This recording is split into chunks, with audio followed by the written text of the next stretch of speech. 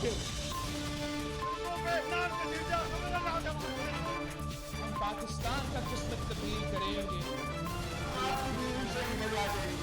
आज ये पाकिस्तान और अवाम एक थे, एक हैं और एक रहेंगे।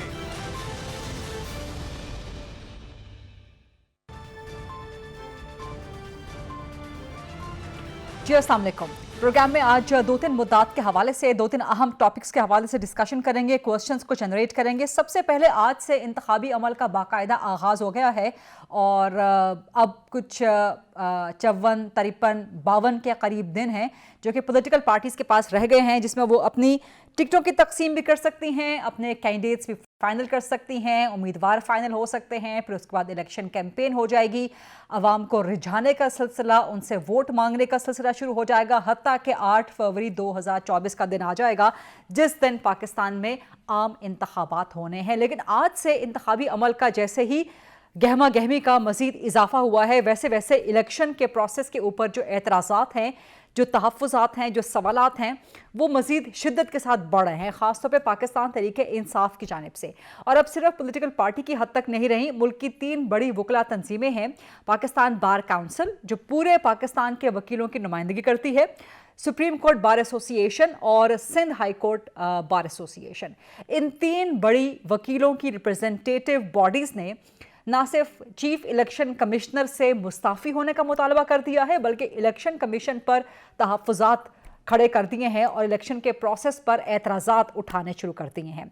अगर पॉलिटिकल पार्टीज़ की तरफ से एतराज़ात सामने आते हैं तो फिर भी एक लॉजिक बनती है कुछ कि जी सियासी जमातें हैं, उन्होंने अपना कैंपेन करना है, अपना बयानिया बनाना है, इलेक्शन कमीशन पर एतराज़ात कर रही हैं तो ठीक है, उनको सूट करता है, उनके पॉलिटिकल मोटिव्स हो सकते हैं। लेकिन वकला की बॉडीज़ अगर वो एहतजाज करें, अगर वो एतराज़ करें, सिर्फ एतराज़ ही नहीं, सिर्फ एहतजाज ही नहीं, चीफ इलेक्शन कमिश्नर से इस्तीफ़े का मुतालबा कर रहे हैं।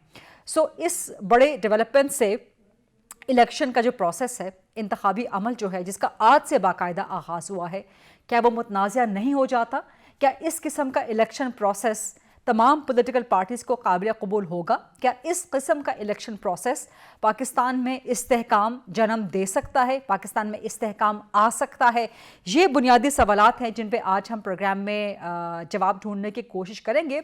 इसके अलावा पीपल्स पार्टी ने एक बार फिर ख़ासतौर पर बिलावल भुट्टो जरदारी, उन्होंने वही अपना विर्द किया है, दोबारा से कह रहे हैं कि अगर पुरानी सियासत ही चलाएंगे तो फिर मुल्क आगे नहीं बढ़ सकता। बिलावल भुट्टो एक बार फिर अपने आप को प्रपोज कर रहे हैं और कह रहे हैं कि नए लोगों को, नए खून को, नए आइडियाज़ को आजमाना चाहिए। क्या एक बार फिर बिलावल भुट्टो जरदारी का निशाना नवाज शरीफ है, मुस्लिम लीग नून है, जबकि आसिफ अली जरदारी बिलावल भुट्टो के इन जारहाना बयानात को मुफाहिमाना तर्ज अमल से कंट्रोल करने की, ओवरकम करने की कोशिश करते हैं। फिर एक सवाल जो बार बार उठ रहा है कि आज से इलेक्शन प्रोसेस का बाकायदा आगाज़ तो हो चुका है, सो PMLN कहाँ है? क्या सिर्फ वो बड़े बड़े हॉल्स में अपने बंद कमरों के अंदर पार्लिमानी बोर्ड्स की मीटिंग्स करने में ही मसरूफ़ रहेगी या अवाम के अंदर भी जाएगी, अवाम का सामना भी करेगी इलेक्शन के दिन से पहले? सो इन्हीं सवालात को लेकर चलते हैं मुस्लिम लीग नून की तरफ। इस जमात की तरफ से सीनियर मरकज़ी सरकर्दा रहनुमा शेख रोहेल असगर साहब मुझे ज्वाइन कर रहे हैं आज। अस्सलाम वालेकुम शेख रोहेल असगर साहब, बहुत शुक्रिया प्रोग्राम के लिए वक्त देने पे। पॉलिटिकल पार्टीज अगर इलेक्शन प्रोसेस पे एतराज़ात करती हैं तो किसी न किसी हद तक समझ आती है, कोई ना कोई बेनिफिट ऑफ डाउट दिया जा सकता है कि ये उनका सियासी बयानिया हो सकता है। लेकिन मुल्क की 3 बड़ी वकीलों की तंजीमें और पाकिस्तान बार काउंसिल उसमें शामिल है, सुप्रीम कोर्ट बार शामिल है, सिंध हाई कोर्ट बार शामिल है, वो इलेक्शन प्रोसेस पे जब एतराज़ करें तो शेख साहब क्या आपने समझते कि इलेक्शन अपने पहले दिन से मुतनाज़ा हो जाते हैं और चीफ इलेक्शन कमिश्नर से इस्तीफे का मुतालबा कर रहे हैं? जी वालेकुम अस्सलाम और बहुत शुक्रिया।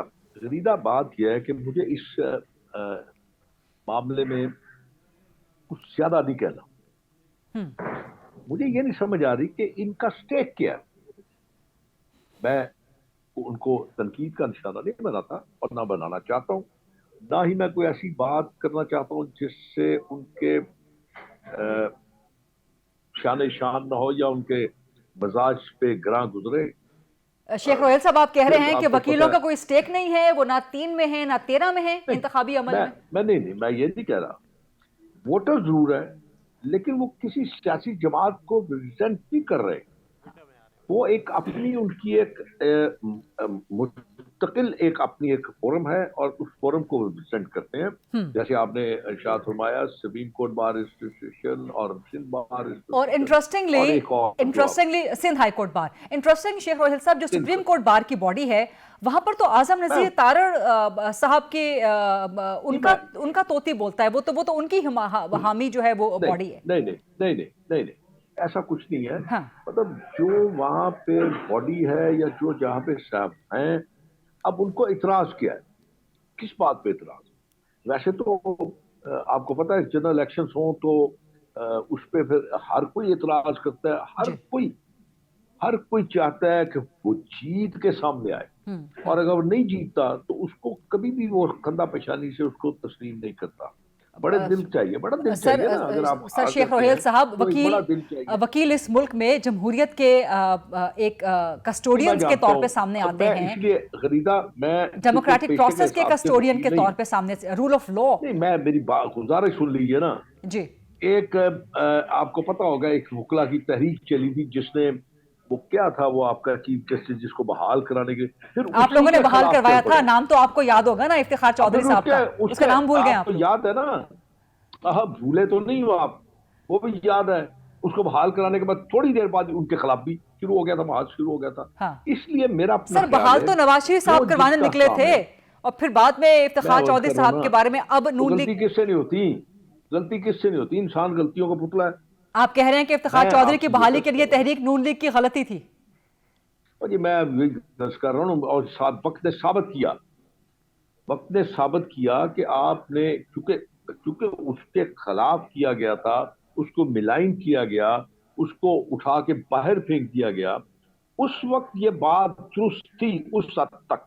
लेकिन उसके बाद जब उनका असल चेहरा सामने आया तो मेरे ख्याल में सब लोग ये समझ गए कि उन्होंने ये बात जो की है, शायद डिक्टेटरशिप के खिलाफ तो बात तो ठीक थी, और लेकिन उसके बाद ये आहिस्ता आहिस्ता जब उस शख्स ने अपना रंग दिखाना शुरू किया तो फिर सारी पॉलिटिकल पार्टीज बमशगूल वकला हजरात और ये समझने पे मजबूर हो गए कि ये शायद उनसे एक गलत काम हो गया। अब आप दूसरी तरफ आ जाइए, जो मैं आपसे अर्ज करना चाह रहा था, मेरा अपना ख्याल है जो जिसका काम है वो मेरे ख्याल में उसको करना चाहिए। मैं हर कोई तरह पॉलिटिकल ना ही कोई रेबर हूँ, ना ही मैं कोई लीडर हूँ, ना ही मैं कोई और बड़े लोगों में आता हूँ। मैं तो एक वर्कर आदमी हूँ और मैं अपने दोस्तों के साथ ज्यादा अपने आप को कंफर्टेबल समझता हूँ। अब बात आप लेकिन आप कह रहे हैं, आपकी बात का लुब्बे लुबाब, आपकी बात का जिस्ट ये है कि ये जितनी भी बॉडीज या जितने भी वकील उन्होंने आज इतराज किया है या चीफ इलेक्शन कमिश्नर का इस्तीफा मांगा है, इतराज किया क्या है? सर पूरे इलेक्शन प्रोसेस पे एतराज कर रहे हैं वो। हल्का बंदियां क्या इतराज कर रहे हैं कि नहीं, क्या इतराज कर रहे हैं कि इलेक्शन कमीशन जो है वो शेड्यूल अनाउंस ना करे? क्या इतराज कर रहे हैं कि वो अपने जो उन्होंने आरओज और डीआरओज लगाए हैं वो ना लगाए? जी, level playing field, basically level playing field ना होने का एतराज जो है ना वो उठा रहे हैं, और हल्का बंदियों के हवाले से भी बात कर रहे हैं। गरीब आप बात सुने आप मेरी। अब ये पता नहीं किसने इनको ये लेवल प्लेइंग फील्ड जो है ना, ये पता नहीं किसने सिखा दिया। हाँ। बैशियत एक वर्कर, बैशियत एक कंटेस्टेंट इस्तेहाब है।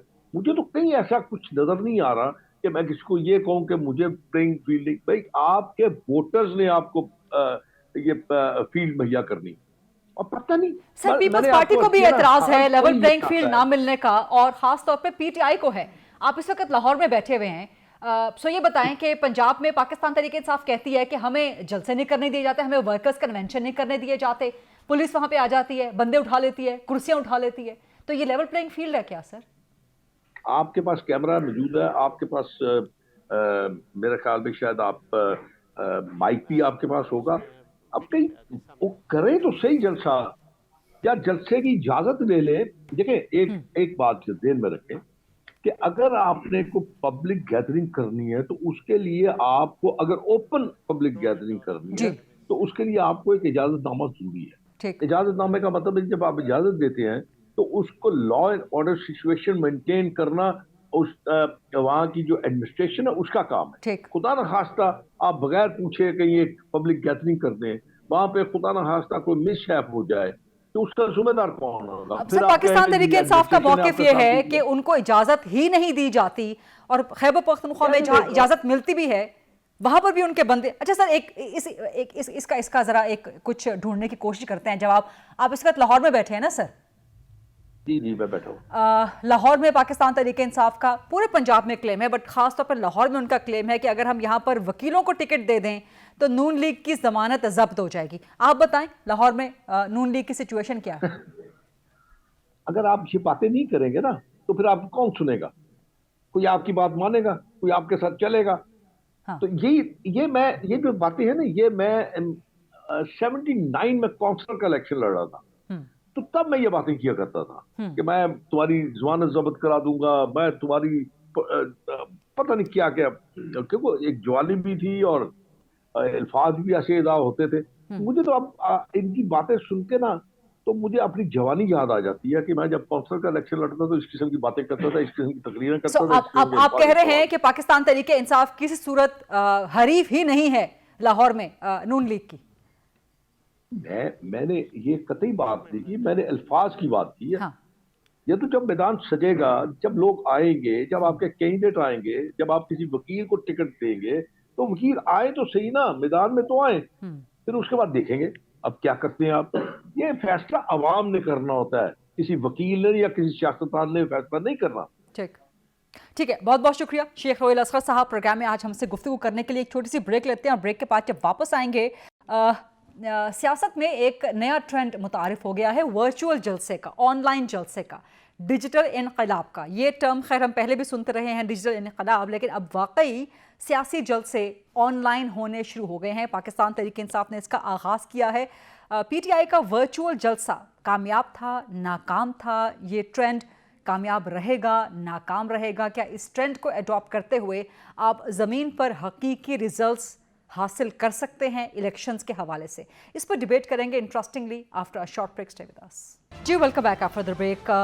इतवार को पाकिस्तान तहरीक इंसाफ ने पाकिस्तान की सियासी तारीख में, ना सिर्फ सियासी तारीख में बल्कि सोशल मीडिया, डिजिटल मीडिया तारीख में पहली बार एक ऑनलाइन जलसे, वर्चुअल जलसे, डिजिटल जलसे, सियासी वर्चुअल जलसे का इनेकाद किया। पाकिस्तान तहरीक इंसाफ का मौक़िफ़ ये है कि चूँकि उसको ऑन ग्राउंड जलसे जुलूस करने की इजाज़त नहीं दी जा रही और डिस्टर्ब किया जाता है उसकी पॉलिटिकल एक्टिविटीज़ को, सो अब वो ऑनलाइन जलसे करना चाहेगी। पाकिस्तान तहरीक इंसाफ के मुताबिक उनका ये जलसा इंतहाई कामयाब रहा। कोई 2 मिलियन से ज़्यादा लोगों ने इसको स्ट्रीम करके देखा। इस जलसे की एक ख़ास बात चेयरमैन पीटीआई का खिताब था, जो कि उनके अपने तरफ से नहीं था, उनका एक लिखा गया पैगाम था जो एआई टेक्नोलॉजी को इस्तेमाल किया गया और चेयरमैन पीटीआई की आवाज़ का एक रेप्लिका तैयार किया गया और उस आवाज़ ने वो चेयरमैन पीटीआई की तरफ से लिखा गया पैगाम उनकी ही आवाज़ में रेप्लिकेट किया और वर्कर्स को एड्रेस किया। अब यहाँ पर 2 चीज़ें सवालात जन्म लेते हैं, बल्कि 2 से ज़्यादा। पाकिस्तान तहरीक इंसाफ का क्लेम है कि उनका ये वर्चुअल जलसा, जो कि पाकिस्तान की सियासी और सोशल एंड डिजिटल तारीख़ में एक ट्रेंड सेटर है, ये बहुत कामयाब रहा। जबकि पाकिस्तान तहरीक इंसाफ के मुखालिफिन, उनके नाकिदीन इस जलसे को नाकाम कहते हैं और कहते हैं कि इस जलसे में ज़्यादा तादाद बोट्स की थी। हकीकत क्या है? क्या ये हकीकी लोग थे या गैर हकीकी लोग थे? और सोशल मीडिया और डिजिटल मीडिया की जो ताकत है, जो इसकी पावर है, पाकिस्तान तहरीक इंसाफ तो उसका इस्तेमाल करते हुए भरपूर तरीके से नज़र आती है, लेकिन where are the rest of the political parties? वो इस पोटेंशियल को एक्सप्लॉइट क्यों नहीं कर रही, ख़ास तौर पे मुस्लिम लीग नून, जो कि पाकिस्तान तहरीक इंसाफ की बड़ी राइवल है, एंड वाइस वर्सा। सो इस पे आज हम डिबेट जनरेट करेंगे और सोशल मीडिया के तमाम पॉलिटिकल पार्टीज़ के यंगस्टर्स, क्योंकि ये social media, digital media primarily youngsters के हाथ में है, तो जितने भी इनके हेड्स हैं जो कि यूथ से ताल्लुक़ रखते हैं, नौजवान लड़के लड़कियां हैं, सोशल मीडिया एक्सपर्ट्स हैं, उनसे आज हम बात करेंगे और जानने की कोशिश करेंगे। ओपन करते हैं इस सेगमेंट के लिए प्रोग्राम के फ्लोर को। मेरे साथ मौजूद हैं, पाकिस्तान तहरीक इंसाफ की नुमाइंदगी करेंगे हारून बलोच, जो कि पीटीआई की सोशल मीडिया टीम के हिस्से हैं, बड़े एक्टिव सोशल मीडिया यूज़र हैं, सोशल मीडिया एक्सपर्ट हैं। फरहान विर्क किसी तारुफ के मोहताज नहीं हैं, किसी ज़माने में पाकिस्तान तहरीक इंसाफ का सोशल मीडिया हेड करते थे, अब सोशल मीडिया एक्सपर्ट हैं। आतिफ रऊफ साहब ये भी किसी तारुफ के मोहताज नहीं है। PMLN का सोशल मीडिया टीम हेड करते हैं और सबीन रिजवी जो कि मुत्तहिदा कौमी मूवमेंट की सोशल मीडिया टीम की हेड हैं। Haroon Baloch, can you hear me? जी बिल्कुल। जो पाकिस्तान तहरीक इंसाफ ने क्लेम किया है कि उनका सबसे पहला जलसा था ये ऑनलाइन वर्चुअल, उन्होंने एक ट्रेंड सेट कर दिया है, किस तरह देखते हैं आप इसको? और क्या वर्चुअल जलसे हकीकी सियासी जलसों को रेप्लिकेट कर सकते हैं? ये आई थिंक ये बहुत अप्रोप्रिएट और बहुत इंपॉर्टेंट क्वेश्चन है, क्योंकि एक हमने शुरू से देखा है कि सियासी जमातों ने जब से सोशल मीडिया और फरहान साहब बैठे हुए हैं और आतिफ रऊफ नून लीग की नुमाइंदगी कर रहे हैं यहाँ पर, सारी वो लोग हैं जिन्होंने सोशल मीडिया को सियासी रैलीज के लिए और सियासी एक मूवमेंट को बिल्ड करने के लिए ऑनलाइन से ट्रैफिक को ऑफलाइन में कन्वर्ट करने में बड़ा एक अहम इनका रोल रहा है। और अब जिस एरा में हम दोबारा दाखिल हो रहे हैं, इसमें इस वक्त टेक्नोलॉजी ने फिर एक करवट लिया और टेक्नोलॉजी बहुत ज़्यादा डेवलप होकर सामने आई है। नए टूल्स मुतारिफ हुए हैं और बहुत सारी आवाम को मुतासिर कर रहे हैं इस हवाले से कि उनकी ओपिनियन किस तरीके से बनाई जाए। और जिस किस्म के चैलेंजेस हमें पाकिस्तान में सियासी मंजरनामे पर देखने को मिलते हैं, जिस तरीके से इलेक्शनरिंग होती है, उसमें बहुत सारे आपको इस तरह के ट्रेंड्स मिलते हैं जिसमें मैनिपुलेशन हम देखते हैं। हमने मैनिपुलेशन ये 2018 में भी देखी और फरहान साहब बेहतर इस पे कमेंट कर सकें क्योंकि इस वक्त PTI का ये हिस्सा थे और इनको पता है कि सोशल मीडिया किस तरीके से ये मैनिपुलेट कर रहा था सारी इस गेम को। और उस वक्त भी लेवल प्लेइंग फील्ड नहीं थी, आज भी लेवल प्लेइंग फील्ड नहीं है। उस वक्त बहुत सारी और पॉलिटिकल पार्टीज के हवाले से लेवल प्लेइंग फील्ड नहीं थी, आज वही सामना तहरीक इंसाफ को करना पड़ रहा है। तो जो आज की जो टेक्नोलॉजी है और इसका दोबारा हमने देखा है कि इसको ट्रेंड सेट करने में दोबारा से पाकिस्तान तहरीक इंसाफ ही सामने आ रही है कि उन्होंने एक नया ट्रेंड सेट किया है। लेकिन मैं इस हवाले से ये बात जरूर करना चाहूँगा, ट्रेंड तो जरूर सेट किया है लेकिन जो टूल इस्तेमाल किया है वो बहुत खतरनाक टूल है।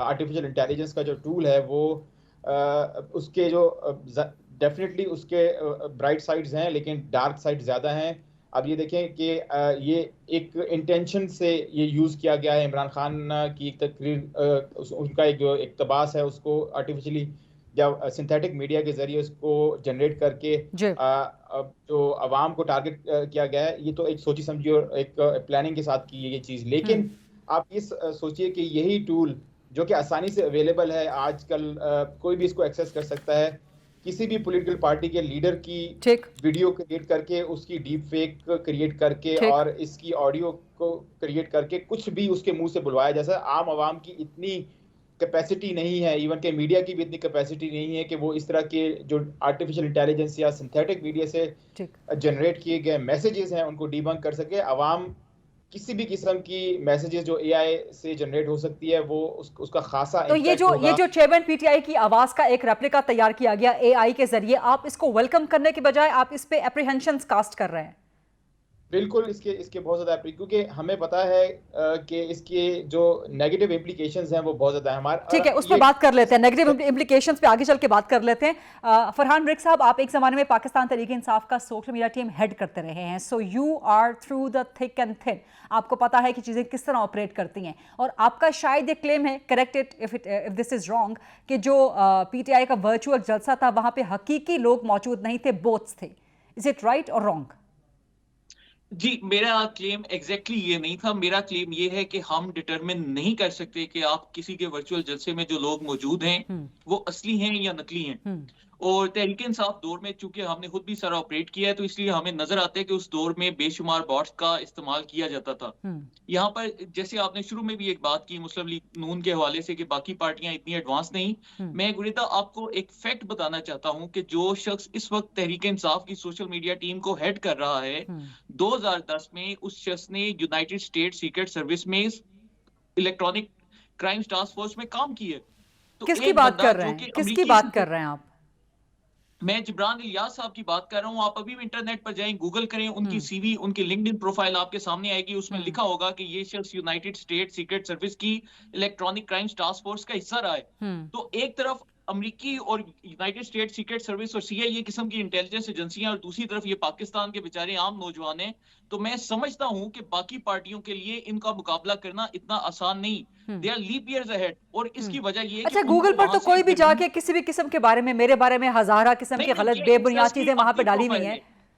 जी जी गुरेदा, मैं आपको करेक्ट करना चाहता हूं कि वो उनकी अपनी लिंक्डइन प्रोफाइल है, उसमें उस अच्छा। शख्स ने खुद लिखा हुआ है, ये कोई हमने नहीं लिखा या कोई आप सर्च नहीं कर सकते।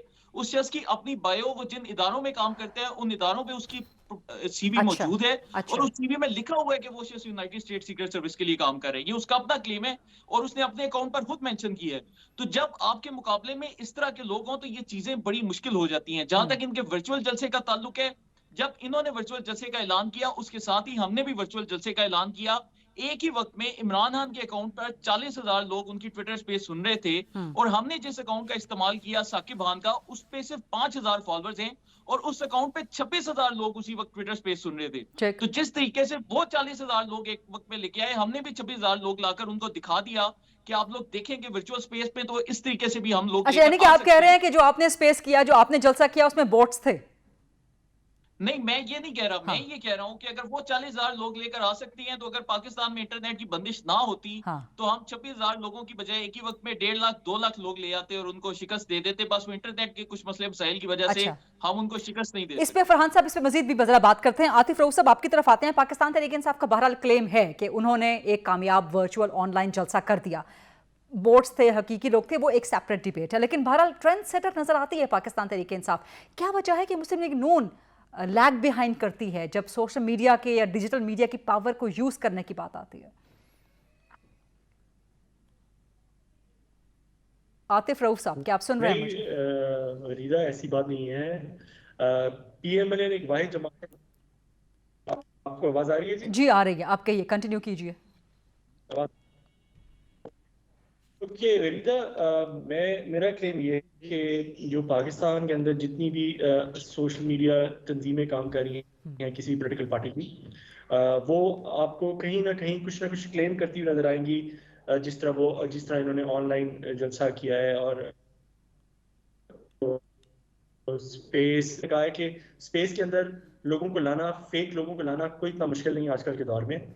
और इस वक्त जो एक सबसे ऑर्गेनिक और सबसे स्ट्रॉन्ग सोशल मीडिया नेटवर्क है वो पीएमएलएन सोशल मीडिया टीम का है। और ये जो बाकी सारी टीम्स हैं, मिसाल के तौर पे अभी आपने देखा इनका कि ये जो अभी कल ही देखें कि उन्होंने 4 ट्रेंड्स बनाए हुए थे और आज उनका एक भी ट्रेंड नहीं है। अगर आपके पास एक ओरिजिनल सपोर्ट हो और जिसको आप कहते हैं ऑर्गेनिक सपोर्ट हो, तो वो तो फिर किसी और को बात करने ही ना दे। पाकिस्तान तहरीक इंसाफ का क्लेम है कि संडे से लेके कम से कम ट्यूसडे तक उनके ये ट्रेंड्स चलते रहे हैं, कम से कम 2 दिन तक चलते रहे हैं।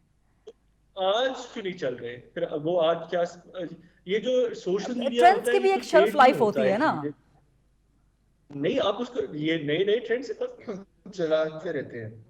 हम डेली ट्रेंड्स करते हैं, आईपीपी डेली ट्रेंड्स करती है। हाँ। ट्रेंड्स तो सभी करते हैं, लेकिन जिन लोगों की ग्राउंड सपोर्ट होती है उनको कोई जो है कोई टाइम स्पैन की जरूरत नहीं होती, वो रोज आते हैं। ये पीटीआई वाले ये 3-4 दिन या हफ्ते में एक दफा ये बॉट्स के जरिए आ जाते हैं और उसके ऊपर और आके एक इम्पैक्ट क्रिएट करने की कोशिश करते हैं। पहले इन्होंने इमरान खान को आफ्टर जो अदम है वो बॉट्स के जरिए लॉन्च किया है। अब जो है अपनी साख बचाने के लिए भी कोई बॉट्स इस्तेमाल करे। और जो है अगर आज भी आप देखें पीएमएलएन की जो सोशल मीडिया टीम है, जो आप नैरेटिव के ऊपर बात करती है, किसी नहीं कहती। अगर आप इस तरफ देखें, हम सोशल मीडिया का इस्तेमाल जो हमारे कायद का नैरेटिव है उसको लेके चल रहे हैं। हमने कभी किसी को अब्यूज नहीं किया, कभी किसी के नीचे जाके गालियां नहीं निकाली। तो ये लोग जितने भी फेक अकाउंट इस्तेमाल करते हैं, ये सवाए अब्यूजिंग करने के और अपने जो है ना झूठा प्रोपेगेंडा करने के अलावा कुछ नहीं कर रहे। आपने कभी देखा हो कि अगर एक सपोर्टर है पीटीआई का, उसने कभी प्रोपेगेट किया हो कि इमरान खान ने फलाना काम किया है, फलाना इसने डिलीवर किया है, अगर ये पार्टीज ओरिजिनल सोशल मीडिया चलाती तो वो अपने नैरेटिव आप कह रहे हैं कि परफॉर्मेंस का नैरेटिव नहीं दे रहा पाकिस्तान तहरीक इंसाफ की जो सोशल मीडिया टीम है, परफॉर्मेंस का नैरेटिव वो नहीं दे रही। अगर ओरिजिनल होता, अगर ओरिजिनल सोशल मीडिया होता तो इनको ये चीजें करने की जरूरत ना पड़ती। ठीक, ये आके अपना नैरेटिव अवाम के सामने रखते, लोगों को बताते कि आज भी इमरान खान ने ये 4 साल में ये काम किए हैं। आप और इमरान खान के साथ इस काम करने की वजह से जुल्म हो गया है। Atif Sahab, I have to take a short break. Sabeen Gauri Sahab, Sahiba आपकी तरफ मुझे जाना था बट ब्रेक का वक्त हो गया चूंकि लाइव प्रोग्राम है। Let's take this short quick break. जब ब्रेक के बाद वापस आएंगे सबीन गौरी साहिबा से इसका जवाब लेंगे। फरहान विर्क साहब, आतिफ रऊफ साहब और हारून बलोच साहब भी मेरे साथ मौजूद हैं। Stay with us. जी welcome back after the break. हम डिबेट कर रहे हैं पाकिस्तान तहरीक इंसाफ की तरफ से होने वाले पहले ऑनलाइन वर्चुअल सियासी जलसे के हवाले से। कामयाब था, नाकाम था, ये ट्रेंड कितना कामयाब हो सकता है, कितना नाकाम रह सकता है, और सोशल मीडिया की ताकत को पॉलिटिकल पार्टीज किस तरह से यूटिलाइज कर सकती हैं। मेरे साथ मौजूद हैं फरहान विर्क साहब, आतिफ रऊफ साहब, हारून बलोच साहब और सबीन रिजवी साहिबा। सबीन साहिबा, आपको मेरी आवाज़ आ रही है?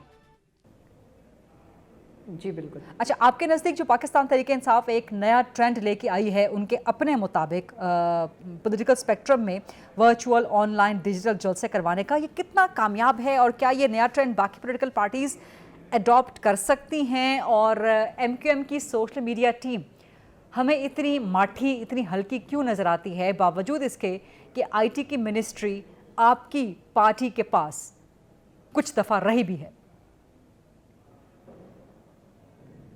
बिस्मिल्लाहिर्रहमानिर्रहीम। Thank you Gharida. अच्छा, एक्चुअली सोशल मीडिया जो है इसकी इम्पोर्टेंस से सब लोग वाकिफ़ हैं और इसमें कोई दो राय नहीं है कि आजकल जो है वो पॉलिटिकल पार्टीज़ जो है वो इसको बहुत तेज़ी से अडॉप्ट कर रही हैं। 2010 से ये सिलसिला शुरू हुआ था, मगर मुत्तहिदा कौमी मूवमेंट जो है वो 2008 में वो ट्रेंड सेटलर है जिसने सोशल मीडिया का सबसे पहले अपने यहाँ डिपार्टमेंट कायम किया था और सोशल मीडिया को अपनी पार्टी में मुतारुफ कराया था। मगर जिस तरीके से 2010 के बाद ख़ास तौर पे अप एंड डाउन्स रहे, तो उसमें जहाँ पार्टी ने सफ़र किया वहाँ मुझे लगता है उसके बाकी डिपार्टमेंट्स ने भी सफ़र किया, and social media is one of them. अच्छा, अब इस बात पे आ जाएं कि हमारे यहाँ जो है वो जो ये ट्रेंड है, देखें टेक्नोलॉजी जो है जहाँ फ़ायदेमंद है वहाँ नुकसानदेह भी है। पार्टीज़ इसे बिल्कुल अडॉप्ट कर सकती हैं, मगर मुझे लगता है कि जिस तरह बाकी सब चीज़ों में जो है वो एक कुछ बाउंड्रीज सेट होनी चाहिए, इस तरीके से सोशल मीडिया में भी ख़ास तौर पे हमारी तमाम जो सियासी जमातें हैं उनको कोई ना कोई एथिकल बाउंड्रीज, कवायद व ज़वाबित सेट करने की ज़रूरत है। ठीक, ये बिल्कुल ऐसे ही बात है कि आपको पता है सोशल मीडिया जो है वो तमाम पार्टीज़ में इसके विंग्स हैं और खातिर खा काम कर रहे हैं, मगर पिछले कुछ सालों में हमने देखा कि सोशल मीडिया जो है वो जो पाकिस्तान तहरीक इंसाफ है उसका सोशल मीडिया जो है वो बहुत ज़्यादा मौजूए बहस रहा और बहुत ज़्यादा जो है वो तनकीद का निशाना भी रहा, और काफ़ी लोगों ने इसको, क्योंकि उसकी देखें जो नेगेटिविटी है ना वो पॉजिटिविटी से ज़्यादा जल्दी फैलती है। और आप इससे इसलिए भी एग्री करेंगी कि आप खुद एक मीडिया पर्सन है, तो आपको अंदाज़ा है कि जिस तरीके से हकीकत से ज़्यादा बयानिया कामयाब होता है ना, बिल्कुल उसी तरीके से कोई पॉजिटिव चीज़ बहुत टाइम लेती है मगर नेगेटिव चीज़ फ़ौरन फैल जाती है। तो हमें बहुत ज़रूरत है उस बारीक लाइन को टो करने की, और उसको डिफरेंस जो है ना हमें पता होना चाहिए कि क्या चीज़ नेगेटिव है और क्या चीज़ पॉजिटिव है। ठीक है, मैं बिल्कुल जो है वो अपने आतिफ की और फरहान की बात से अग्री करूँगी कि किसी का भी जो है वो वर्चुअल इमेज बना के और उसको इस्तेमाल करना, ये AI की बहुत ही खतरनाक जो है वो यूजेज है, और इससे बहुत नेगेटिविटी क्रिएट हो सकती है। माज़ी में तो हम देखते रहे हैं, इसी पॉइंट को डिबेट के इसी पॉइंट को मैं हारून बलोच साहब की तरफ वापस लेके जाना चाहूंगी। वी ऑल एग्री के टेक्नोलॉजी का इस्तेमाल पॉजिटिव भी हो सकता है, नेगेटिव भी हो सकता है, it can be a boon, it can be a bane as well, लेकिन जहां पर खुद डिक्लेयर्ड यूजेज हो रहा हो, क्योंकि पाकिस्तान तहरीक इंसाफ ने बता दिया था हारून बलोच साहब कि AI टेक्नोलॉजी का इस्तेमाल किया जाएगा और चेयरमैन PTI की आवाज़ रेप्लिकेट की जाएगी, तो इसमें तो कोई मजायका नहीं है ना हारून साहब? बिल्कुल इसमें कोई मजायका नहीं है, बिल्कुल मजायका नहीं है, लेकिन ये कि आपने बहुत सारे लोगों को ये रास्ता दिखा दिया है कि ये काम हो सकता है। बहुत सारे लोग इस चीज़ से नाला थे, लेकिन अब चूंकि देखें टेक्नोलॉजी किस तरीके से इस्तेमाल करनी है और कहाँ से ढूंढनी है, ये आजकल मसला नहीं है। आप आजकल प्रॉम्प्ट्स लिखें चैट GPT को, वो आपको बता देता है कि ये फलाने फलाने सॉफ्टवेयर हैं, आप इसको डाउनलोड करें और इसमें से आप जो मर्जी जनरेट करें, ठीक है। तो आप इजीली उनको इंस्टॉल करके, और होता क्या है बेसिकली AI से आपके बहुत सारे इमेजेस ऑनलाइन ऑलरेडी पड़े हुए हैं, हर किस्म के इमोशंस आपके ऑनलाइन पड़े हुए हैं, और पब्लिक लीडर्स के तो ऑलरेडी पड़े हुए हैं, और ख्वातीन लीडर्स खसूसन बहुत ज़्यादा इस वाले से टारगेट बन सकती हैं, क्योंकि जेंडर का मसला है, जेंडर है। फिर अगर ख्वातीन के हवाले से उस तरीके से उनको उनकी मिस रिप्रेजेंटेशन होती है इलेक्शनियरिंग के दौरान, तो उनके लिए जो मामलात हैं वो बहुत ज़्यादा गंभीर नौयत के बन सकते हैं। आप खुद भी टारगेट हुई हैं इस तरह के मामलात में, पॉलिटिकल स्पीच के दौरान आपको भी किस तरीके से टारगेट किया गया, हमने आपके भी केसेस फॉलो किए हैं डेफिनेटली। लेकिन जो अब ये ट्रेंड जो AI का आ गया है, जिस तरीके से डीप फेक क्रिएट की जाएंगी, उसका जो इम्पैक्ट है वो लामहला बहुत बड़ा होगा और बहुत खतरनाक होगा। ठीक, हमारी मैं इसी मिजाज- पॉइंट को, डिबेट के इसी पॉइंट को फरहान ब्रिक्स आपकी तरफ लेके जाना चाहूंगी। एक तो फरहान साहब आप कहते हैं कि पीटीआई का जो वर्चुअल जलसा था वो नाकाम था, राइट? दूसरा, ये जो एआई टेक्नोलॉजी का यूज किया गया है चेयरमैन पीटीआई की आवाज के लिए, आप समझते हैं कि पीटीआई ने एक नया ट्रेंड मुतारिफ करवा दिया है, नया पॉजिटिव ट्रेंड, या ये नेगेटिविटी फैलाएगा मजीद? देखिए, जब हम ये कहते हैं ना कि वर्चुअल जलसा नाकाम था, तो यहाँ पर अगर हम लेट सपोज हम बॉट्स वाली डिस्कशन को अलहदा कर देते हैं और हम उनके एक्चुअल नंबर्स देखते हैं जो कि उन्होंने कोट किए हैं, तो कल उनके जो नए चेयरमैन साहब हैं उन्होंने कहा कि 4 मिलियन लोगों ने हमारे वर्चुअल जलसे में शिरकत की। ठीक, पाकिस्तान की जो सोशल मीडिया पॉपुलेशन है वो 80 मिलियन है। हमें ये चीज देखनी पड़ेगी कि एक तरफ 8 करोड़ लोग हैं, उनमें से 40 लाख अगर आप क्लेम भी करते हैं तो वो पाकिस्तान की सोशल मीडिया स्पेस का शायद 1 या 2% भी नहीं बनता, तो आप कैसे सोशल मीडिया पर पॉपुलैरिटी क्लेम कर सकते ठीक हैं? है। और इसके साथ हमारा एक सवाल ये भी है कि एक साइड पर आप कहते हैं कि इंटरनेट का जो उनसे ये बंदिश हुई, और दूसरी साइड पर आप ये भी कहते हैं कि 40 लाख लोग भी है, तो इनमें से बात कौन सी सच्ची है? जहां नहीं, तक कुछ AI तो का- वीपीएन भी पाकिस्तान के अंदर यूज कर रहे थे ना, और ये सिर्फ पाकिस्तान की हद तक नहीं था, ओवरसीज पॉपुलेशन भी थी इसमें। जी जी एग्जैक्टली, तो वही बात है ना कि ले देकर जो पाकिस्तान की में पॉपुलेशन है, मैं तो आपसे उसके लिहाज से बात कर रहा हूँ ना कि वो 8 करोड़ है, ठीक। जो ओवरसीज है वो तो इसके अलावा है, वो इसके एडिशनल है, उसमें से भी ये उस तरीके से अपनी स्ट्रेंथ शो नहीं कर सके ठीक। जिस तरीके से ये क्लेम करते हैं। ठीक। जहां तक एआई का ताल्लुक है, हमने एआई का यूज भी किया है, हमारी पार्टी अक्सर इसको इस्तेमाल भी करती है, लेकिन जिस पे राय में तहरीक इंसाफ ने इस्तेमाल किया अपने लीडर की तकरीर में, ये एक इंतहाई डेंजरस प्रेसिडेंट है। अच्छा। और इस पर फिर ये होगा कि जो कल को इनकी मुखालिफ सियासी पार्टियां वो भी इस तरीके की वो एआई एवटार्स बनाकर वो दिखा सकती हैं, और ये फिर एक दूसरे के खिलाफ एक नई मड स्लिंगिंग का दौर शुरू होने जा रहा है, जो कि मुझे अफसोस है कि इसका आगाज तहरीक इंसाफ से किया हमारे है। पास टाइम बिल्कुल खत्म हो चुका है। आतिफ रऊफ साहब, आपका टेक क्या है जो एआई टेक्नोलॉजी का इस्तेमाल हुआ है चेयरमैन पीटीआई की आवाज को रेप्लिकेट करने के लिए? मैं भी यही कहूंगा कि ये एक इन्होंने फेक अपने लीडर को प्रोपेगेट करने की कोशिश की है, जो कि इस तरह का ट्रेंड बिल्कुल बहुत खतरनाक है। बाकी पॉलिटिकल पार्टीज और खासतौर पे खुद पीटीआई अब जैसे इसने ठीक। पहले इमरान खान की बनाई है, इस तरह की बाकी लीडर्स की बनाकर इस तरह की ठीक। प्रोपेगेंडा कर सकते आप कह रहे हैं कि उनकी और पॉपुलैरिटी ये भी जनरल- फेक है और अब उन्होंने अपने लीडर की ये फेक लोग आवाज लेके आ गए हैं। बहुत शुक्रिया आतिफ रऊफ साहब, फरहान ब्रिक साहिब, सबीन गौरी साहिबा और सबीन रिजवी साहिबा और हारून बलोच साहब। ये ताज का प्रोग्राम आज मोर इंशाल्लाह 8 o'clock on GTV। अल्लाह हाफ़िज़।